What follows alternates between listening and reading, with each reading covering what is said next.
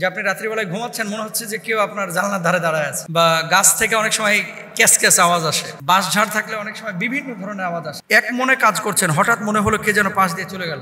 আপনি কনফার্ম যে কেউ গিয়েছে, অথচ পাশের মানুষ বলতেছে দূর, কিচ্ছু যায় না। আপনি কিন্তু ফিল করেছেন কান্নার একটা হঠাৎ আওয়াজ চলে আসে, বিড়ালের একটা হঠাৎ আওয়াজ চলে আসে, অথচ কিছুই নাই, কোনো অস্তিত্বই নাই। বজ্জিনা আসর হতে পারে। রাত্রিবেলায় আমাদের জানালার পাশে কি যেন আওয়াজ করে, এবং গাছ থেকে কখনো কখনো কটকট আওয়াজ হয়, কখনো কেমন যেন আওয়াজ পাই, এটা আপনাকে বলে বোঝাতে পারবো না। রাত্রিকালীন সময়ে যখন বাথরুমে যাই, মনে হচ্ছে যে আমার বাথরুমের জানালার পাশে কেউ একজন আমাকে ফলো করতেছে। কখনো কখনো মনে হয় কেউ আমার পেছনে দাঁড়িয়ে আছে। এখন কি করতে পারি? এতে করে কি আমি ধারণা করে নিব যে আমার বাড়ির মধ্যে বজ্জিনের আসর থাকতে পারে বা জিন থাকতে পারে? খুব ইম্পর্টেন্ট একটা বিষয়। এটা কিন্তু অনেকেরই হয় যে আপনি রাত্রিবেলায় ঘুমাচ্ছেন, মনে হচ্ছে যে কেউ আপনার জানলার ধারে দাঁড়ায় আছে, বা গাছ থেকে অনেক সময় ক্যাস ক্যাস আওয়াজ আসে, বাঁশঝাড় থাকলে অনেক সময় বিভিন্ন ধরনের আওয়াজ আসে। এই আওয়াজগুলো কখনো কখনো বাঁশের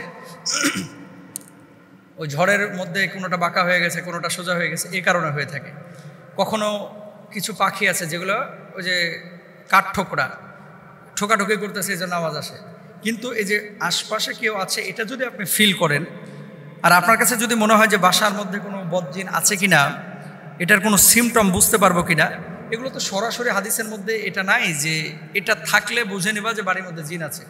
তবে এগুলো নিয়ে যারা কাজ করে তারা কিছু থিসিস, কিছু গবেষণা পেশ করেছে।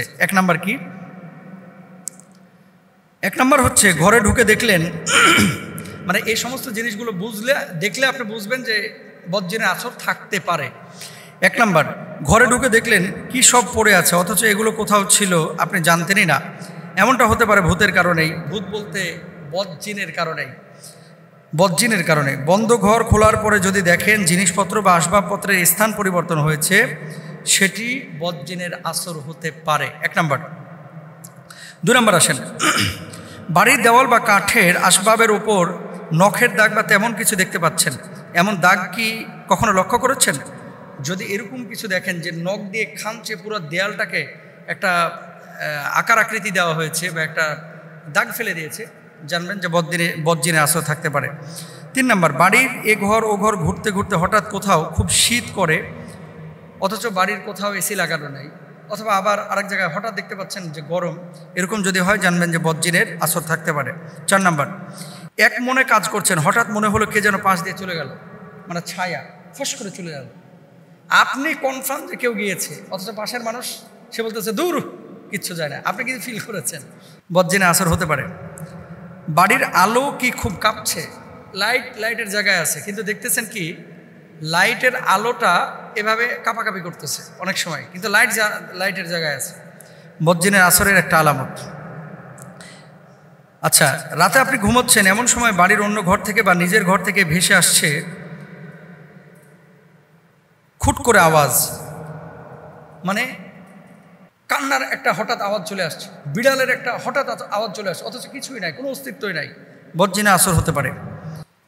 এরপর আসেন, হঠাৎ মনে হলো পাশে কেউ একটা দাঁড়িয়ে আছে, কিন্তু ঘাড় ঘুরিয়ে দেখেন তখন কেউ নেই। এমন কি আপনার সঙ্গে আপনি মনে করেছিলেন যে আপনার ছেলেটা শুয়ে আছে, মনে করেছিলেন, আসলে আপনার সাথে শয় নাই। আপনি পুরো ঘুমের মধ্যে ভাবছেন যে আপনার পাশে কেউ শুয়ে আছে বা বসে আছে, চোখটা খুললেন দেখছেন কেউ নাই, আবার চোখটা বন্ধ করছেন আবার দেখতেছেন, এরকম প্রবলেম, বজ্জিনের আসর হতে পারে। বাড়ির পোষ্য প্রাণীটি হঠাৎ খুব অদ্ভুত আচরণ করছে। কুকুর বাড়ির সামনে থাকে একটা, দেখবেন যে কিছু সময় এমন নাচানাচি চিল্লাফাল্লা করতেছে, বজ্জিনের আসর হতে পারে। বিড়াল এমন কান্নাকাটি করতেছে, চিল্লাফাল্লা করতেছে রাত্রিকালীন গভীর সময়, বজ্জিনের আসর হতে পারে। তো আপনাদেরকে যে বিষয়গুলো বলবো, এগুলো থেকে বাঁচার উপায় কি? সূরা বাকারাটা ইউটিউবে ছেড়ে রাখেন প্রতিদিন একবার, আয়াতুল কুরসি পড়েন, 4 কুল পড়েন, এবং বাড়িটাকে পবিত্র রাখেন, নামাজের পরিবেশ রাখেন, তেলাওয়াতের পরিবেশ রাখেন, সারাক্ষণ অপবিত্র অবস্থায় থাকেন না। মেলামেশা করতেছেন বিছানার উপরে, তারপরে মনে করেন ওই বিছানাটাকে চেঞ্জও করতেছেন না, নাপাকি পড়ে আছে, এ ধরনের কোনো কাজ যেন না হয়। আল্লাহ তালা আমাদের সবাইকে বোঝার তৌফিক দান করুন, আল্লাহ তালা আমাদেরকে হেফাজতে রাখুন। একটা কথা আপনাদেরকে লাস্টে বলি, এই জিনিসগুলো পাইলেই যে একেবারে জিনের আখড়া হয়ে গেছে আপনার বাড়িটা, এরকম বোঝার বা ভাবার কোনো কারণ নাই। স্থানীয় কোনো কবিরাজ বা রাকি যারা অথেন্টিক কাজ করতে পারে, এদেরকে নিয়ে এসে বাড়িটা চেক করে ইনশাআল্লাহ যদি আপনার সমস্যা হয় একটু চিকিৎসা নিন। আল্লাহ তালা আমাদেরকে বোঝার